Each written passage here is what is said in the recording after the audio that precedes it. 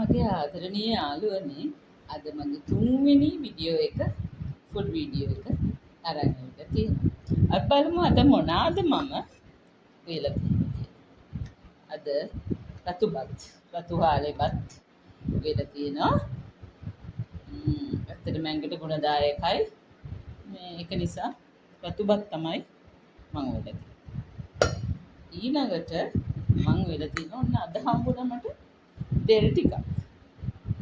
දෙල් ටිකක් හම්බුණාද මම හිතන්නේ මේ අවුරුද්දේ මුලින්ම හම්බෙච්ච දෙල් ටික. මම ඒකට නිමිති චුට්ටක් දාලා කිව්වා මොකද සමහර කට්ටිය කියනවා දෙල් පොඩ්ඩක් අගුණ වෙනවා කියලා. බැමුළු දෙල් ගෙඩියම හැදුවේ නෑ මොකද අපිට වැඩි දෙල් ගෙඩියක්.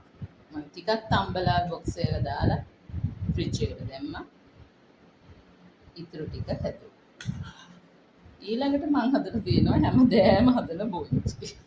හැමදෑම හදලා බෝච්චි. බෝච්චි නම් මේ දවස්වල හරි මිලයි. ඒත් ඉතින් ආස නිසා හදලා.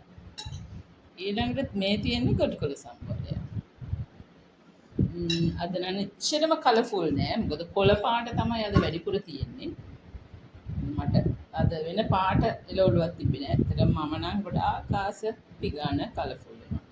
දැන් මේ මම බෙදන්නේ තලපත් මාළු මිරිසට.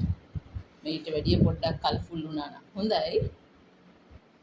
ඒත් රසට තියේ යාළුවනේ මේක මේකත්. කොහොමද? හොඳයි වගේද? මම තියෙන්නේ බත් එක. මගේ ලන්ච් එක.